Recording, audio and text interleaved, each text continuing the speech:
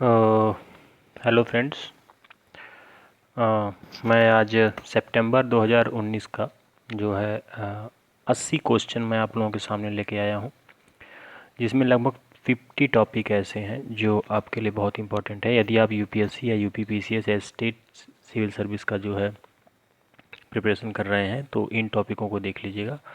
Question base जो है मैं आपको बताऊंगा। इन टॉपिकों को खासकर आप खुद ही सर्च करके पढ़ लीजिएगा। हम लर्निंग पे फोकस करेंगे और मैं आपको बता देता हूँ कि जून 2019 से लेके जून 2020 तक के मैं हर महीने के लगभग 50 टॉपिक कवर करूँगा, जिसमें लगभग 500 से 600 टॉपिक रहेंगे, जिसमें हम ये प्रिडिक्ट करके चल रहे हैं कि 20 से 25 क्वेश्चन यूपीएससी में फंसेगा। और आप लोग जैसा जानते हैं कि यूपीएससी का जो है पेपर टल गया है। जिन जिन लोगों ने फॉर्म भरा है और लोग इतना मान के चलिए कि 12 जुलाई के बाद कभी भी वो एग्ज़ाम हो सकता है या 12 जुलाई को हो जाए। तो हम सितंबर 2019 के क्वेश्चनों को देखेंगे, ठीक है। और इसमें इतना याद रखिएगा कि इसमें 80 क्वेश्चन है और ये क्वेश्चन को मैंने ऑलरेडी सॉल्व करके रखा है, बस आपको देखना है। लेकिन हाँ, जिन टॉपिकों को मैं कहूँगा उन टॉपिक को खुद ही आप सर्च करके नेट पे आप पढ़िएगा, थोड़ा गौर से पढ़िएगा, क्योंकि ये टॉपिक जो है बहुत अच्छे हैं। वीडियो थोड़ा लंबा होगा, मैं आपको बताऊंगा कि मैं ये जानता हूँ कि आप हमसे ज़्यादा नॉलेज वाले हैं और लेकिन आप एक बार जो है इन टॉपिकों को देखिएगा, ठीक है। और यदि वीडियो अच्छा लगे तो लाइक भी करिएगा। अगर वीडियो अच्छा ना लगे तो आप फ्री हैं डिसलाइक करिएगा, लेकिन डिसलाइक के जो है कारण जो है नीचे कमेंट में ज़रूर बताइएगा, ठीक है। तो हम लोग पहले क्वेश्चन से स्टार्ट करते हैं और पहला क्वेश्चन है महाबलीपुरम में ये जो पहला क्वेश्चन है, ठीक है। तो मैं आपको बता दूं, महाबलीपुरम इसलिए उसमें था क्योंकि आपको अच्छी तरह मालूम है कि इसमें जो है इंडिया के प्राइम मिनिस्टर और जो चाइनीज प्रेसिडेंट है शी जिनपिंग, इन्होंने जो है महाबलीपुरम में जो है आके मीटिंग की थी। पहली मीटिंग इन्होंने वुहान प्रांत में की थी, दूसरी मीटिंग इन्होंने की है महाबलीपुरम में। उस पर आधारित क्वेश्चन है। महाबलीपुरम आप सब लोग जानते हैं कि पल्लव जो साम्राज्य था, पल्लव साम्राज्य का एक बहुत बड़ा ट्रेडिंग सेंटर था। तो उस पर क्वेश्चन है, the descent of Ganga and Arjuna penance are portrayed in which the following set a city, ठीक है। तो इसका ऑप्शन सी है सही, महाबलीपुरम। देखिए, मुझे मालूम है कि आप लोग वीडियोस देखेंगे 1-2 मिनट में स्किप कर देंगे, लेकिन मैं आपको रियली बता दे रहा हूँ कि आप यदि सिंसियर हैं स्टेट सर्विस कमीशन, यदि आप एमपीपीसीएस, यूपीपीसीएस, बिहार पीसीएस जो भी दे रहे हैं, यूपीएससी दे रहे हैं, तो ये आपको देखना ही पड़ेगा, ठीक है।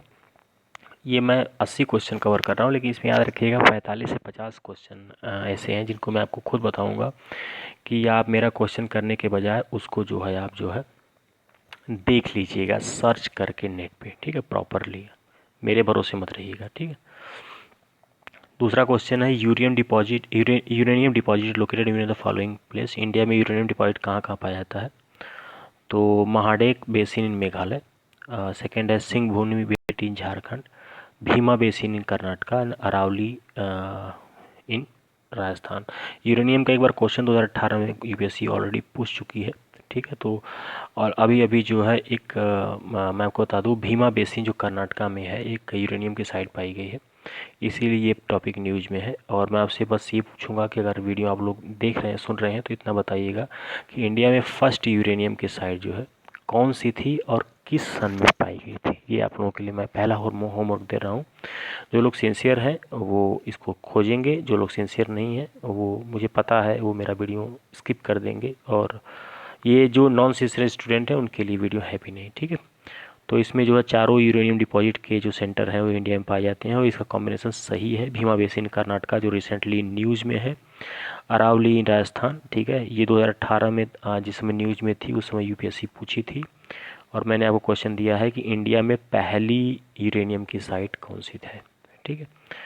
तो इसका ऑप्शन डी सही है, 1 2 3 4, ठीक है। पीले पार्ट से किया हो। तीसरा वाला पार्ट देखिए, मैं आपको इसे बता दे रहा हूँ कि जो ऑप्शन के अलावा जो स्टेटमेंट में पीला पार्ट है, मैं उसको इसलिए किया हूँ क्योंकि वो पार्ट गलत है, मैं आपको रिकॉग्नाइज करने के लिए कहा किया हूँ। तीसरा पढ़िएगा question, ministry of culture is launching a एक भारत विजयी Bharat, a mass contact programme to spread the teaching of Swami Vivekananda, ठीक है। तो याद रखिएगा, एक भारत विजयी भारत जो है ये स्वामी विवेकानंद का ही मास वो है स्वामी, लेकिन ये मिनिस्ट्री ऑफ कल्चर ने का ये प्रोग्राम नहीं है। तो आप इसको सर्च करिएगा एक भारत विजयी भारत का, और मुझे बताइएगा कि एक भारत विजयी भारत किस मिनिस्ट्री के अंडर आता है, इसलिए ये स्टेटमेंट गलत है। दूसरा statement, Vivekananda rock memorial is monument in Kanyakumari, Tamil Nadu in tri junction of Indian ocean, bay of Bengal और अरेबियन सी। ठीक है, तो ये कन्याकुमारी में इसका रॉक मेमोरियल बनाया जा रहा है, तो ये ऑप्शन सही है, इसलिए इसका सिर्फ 2 ओनली जो करेक्ट पूछा है कि गिवन द करेक्ट आंसर, तो 1 रॉन्ग है, 2 सही है। और चौथा है कि which of the following graphically, ये बहुत इंपॉर्टेंट क्वेश्चन है, आप देख लीजिएगा, सुमात्रा ग्रेट निकोबार के करीब कौन है, ये बहुत इंपॉर्टेंट क्वेश्चन है, इसको आप लोग रिसर्च करके पढ़ लीजिएगा। ठीक है, इसलिए कि आरबीआई ने एक टास्क फोर्स गठित किया था, ठीक है, सेकेंडरी मार्केट के कॉरपोरेट लोन पे। ठीक है, आप लोग हमसे ज़्यादा पढ़े लिखे हैं, तो ये दिया है कि वो टास्क फोर्स जो आरबीआई ने गठित किया था सेकेंडरी मार्केट के कॉरपोरेट लोन पे, सेकेंडरी मार्केट के लोन पे, वो किसके द्वारा हेडेड की गई थी, वो टीएन मनोहरन के द्वारा जो है हेड की गई थी।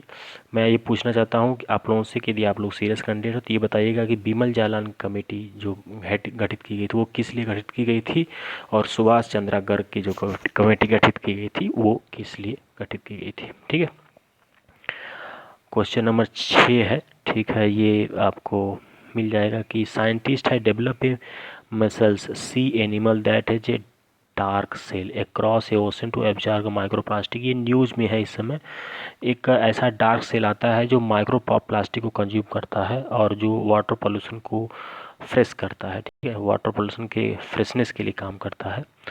और मेसल्स हैज़, ये क्वेश्चन ही पूछ सकता है कि मेसल्स किस चीज़ से रिलेटेड है, तो ये एक बायो इंडिकेटर है जो सी और वाटर और रिवर के अंदर जो माइक्रो प्लास्टिक, जो छोटे छोटे माइक्रोमीटर के हिसाब के माइक्रो प्लास्टिक होते हैं उनको कंज्यूम करता है और उसको इनहेल कर लेता है, कंज्यूम करके उसको जो है अपने अंदर रख लेता है। ठीक है, तो इसके दोनों जो है क्वेश्चन है, जो स्टेटमेंट है वो सही है, तो इसलिए इसका आंसर 1 2 दोनों है सी। 7वां क्वेश्चन है, ये है काशी, अरे वो खादी ग्रामीण इंडस्ट्री का है, इसमें है कि खादी ग्रामीण industry is a statutory establish under the khadi and village industry. ठीक है, इन 1956, ये स्टेटमेंट सही है, तो ये स्टेचुरी अथॉरिटी है। याद रखिएगा इंडिया में कितनी कितनी स्टेचुरी अथॉरिटी है, आपको उसको एक लिस्ट बना के देख लेनी चाहिए, क्योंकि यूपीएससी बस थोड़ा सा मैनिपुलेशन करता है और लड़के जो है परेशान हो जाते हैं। दूसरा इसका है स्टेटमेंट कि KVIC work under union ministry of textile. ठीक है, ये गलत है, क्योंकि जो ये है ये माइक्रो एंटरप्राइजेस के अंदर काम करती है। ठीक है, केवीआईसी, तो इसलिए इसका स्टेटमेंट 1 सही है। ये अब 8वां क्वेश्चन है, he was a professor of Gujarati mathematics. ठीक है, he was a professor of Gujarati, ये आप देख लीजिएगा, दादा भाई नौरोजी के लिए कहा गया है, ये इस समय जो है काफ़ी न्यूज़ में है, इसलिए थोड़ा बड़ा क्वेश्चन है, इसको पढ़िएगा, बहुत इंपॉर्टेंट क्वेश्चन नहीं है। जो मैं आप लोगों के पहला इंपॉर्टेंट क्वेश्चन बताया था आपको अच्छी तरह मालूम है, ये माइक्रो प्लास्टिक वाला भी देख लीजिएगा, और टीएन मनो, ये 2 क्वेश्चन आप ऑलरेडी सर्च करके देख लीजिएगा मेरी तरफ से। ठीक है, एक तो मेसल्स वाला कि ये क्यों टॉपिक में है, क्योंकि ये एक ऐसा छोटा सा डार्क सेल है जो माइक्रो प्लास्टिक को कंज्यूम करता है। और दूसरा क्वेश्चन ये जो टीएन मनोहरम की जो कमेटी है जो आरबीआई ने गठित किया है, 2 क्वेश्चन आप ऑलरेडी थोड़ा देख लीजिएगा। ठीक है, और 8वां क्वेश्चन है, आप पढ़ लीजिएगा पॉज करके वीडियो, ये इसका है, दादा भाई नौरोजी के बारे में स्टेटमेंट कहा गया है। 9 dash line, question number 9 dash line आप सबको मालूम है साउथ चाइना सी में है, बहुत विवाद में रहता है, हमारे काम का उतना है नहीं। क्वेश्चन नंबर 10, ये बहुत ज़्यादा न्यूज़ में है, ये तीसरा मेरा इंपॉर्टेंट क्वेश्चन है, प्लीज़ प्लीज़ इसको ज़रूर से देख लीजिएगा, क्योंकि सरकार जो है बहुत बड़े तबके को जो है अनलॉफुल एक्टिविटी प्रिवेंशन एक्ट के तहत जो है बुक कर रही है, और इसी एक्ट के तहत इंडिया में एक एजेंसी काम करती है, आपको बताना है उसका नाम क्या है, और ये लिखा भी है एनआईए। ठीक है, और इसमें पढ़िए इसका statement, only an organisation could be designated as a terrorist under unlawful act. ठीक है, ये एक ऐसी ऑर्गेनाइजेशन है जो इसके अंदर काम करती है। ठीक है, ये स्टेटमेंट सही है। NIA central counter terrorism law enforcement agency, ठीक है। Work is the ministry of defence, ठीक। ये याद रखिएगा, ये मिनिस्ट्री ऑफ जो डिफेंस है ये मिनिस्ट्री ऑफ डिफेंस के अंदर होता है। एनआईए को कभी होम मिनिस्ट्री के अंदर मत कर दीजिएगा, ठीक है। ये भी क्वेश्चन दे सकता है यूपीएससी की NIA is the central counter terrorism law enforcement agency of India and it's work under overall guidance of ministry of home affair, ठीक है। तो ये मिनिस्ट्री ऑफ डिफेंस के अंदर है, इसलिए इसका क्वेश्चन, इसका आंसर 1 और 2 सही है, बोथ, ठीक है। अब 10 नंबर पे आते हैं। ये भी चौथा क्वेश्चन है, इसको आप पढ़ लीजिएगा, मैं आपको बोल रहा हूँ। 2 ऑलरेडी मैं दे चुका हूँ और तीसरा ही है यूपीए वाला, यूएपीए वाला, ठीक है। ये क्योंकि इसके अंदर बहुत बड़े लेवल पे जो है लोगों को बुक किया जा रहा है, तो इसको जो है देखिएगा आप लोग, ठीक। अब तक मैं आपको बता दूं कि ये कहा जाता है कि 167 166 ये शायद मेरे हिसाब से एनआईए जो है का गठन 2008 के उसके बाद हुआ है मेरे हिसाब से। मुंबई जो धमाका हुआ था उसके, मुंबई अटैक जो हुआ था उसके बाद हुआ था। और टोटल 167 जो है एनआईए केस अब तक रजिस्टर कर चुकी है, जिसमें 37 केस जो है को इन्होंने एग्जीक्यूट करा दिया है, जिसमें 35 केस में जो है लोगों को दोषी पाया गया है। 2 केसों में नहीं पाया गया है। इसमें लगभग 91% इसका कन्विक्शन रेट है। तो इसको आप देख लीजिएगा एनआईए का स्टेटमेंट, आप खुद ही सर्च करके। ये है ईस्ट इकोनॉमिक फोरम, ये रसिया का फोरम है वो, ठीक है। ये 1991 में इसमें लिखा है, बना है, लेकिन ये गलत है, 1999 में बना है, ठीक है। EEF is a international forum establish by Russia to support economic development है रसिया फॉर ईस्ट, ये गलत है, 1999 में बना है। इसको भी पढ़ लीजिएगा। चौथा ऐसा टॉपिक है जिसको मैं आपको रिकमेंड कर रहा हूँ EEF को पढ़ने के लिए, काफ़ी ज़्यादा न्यूज़ में है। और ठीक है, तो दूसरा देख लीजिए कि Russia far east comprise the eastern Russian territory between lake of Baikal in the eastern Siberia and Pacific Ocean, ठीक है। लेक ऑफ बैकाल और पैसिफिक ओशियन के बीच में जो पार्ट आता है उसी को जो है फॉर ईस्ट कहा जाता है रसिया का, ठीक है। तो इसमें दूसरा स्टेटमेंट सही है और पहला स्टेटमेंट गलत है, क्योंकि जो EEF की वो हुआ था, जब बना था 1999 में बना था। अब नुखावल फेस्टिवल जो है नागालैंड में है, बहुत फेमस नहीं है, आप देख लीजिएगा। और 13वां क्वेश्चन सीबीआई से है। सीबीआई बहुत इंपॉर्टेंट नहीं, इसलिए देखिए मैंने इसको छोड़ के रखा है। सीबीआई क्वेश्चन काफ़ी बार आ चुका है और इसमें जो पहला वो है स्टेटमेंट कि CBI derive from investigation from Delhi special act, ठीक है। ये स्टेटमेंट सही है, आप देख लीजिएगा, पढ़ लीजिएगा, ये जो है कोई बहुत स्पेशल नहीं है। क्वेश्चन नंबर 14 देख लीजिए। Ministry of women and child development is implementing for पोषण अभियान। पोषण अभियान को पढ़ लीजिएगा क्योंकि बहुत ज़्यादा ये न्यूज़ में है।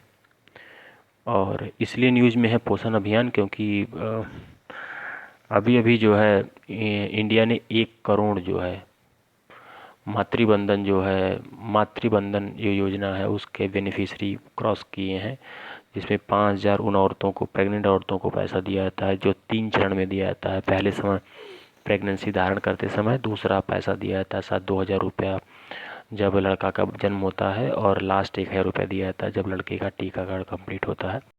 तो इसमें 1,000 बेनिफिशियरी कंप्लीट हुए हैं, इसलिए हो सकता है ये न्यूज़ में है, या सकता है क्वेश्चन पूछ सकता है। तो मिनिस्ट्री, तो इसीलिए ये पोषण अभियान के अंतर्गत आता है।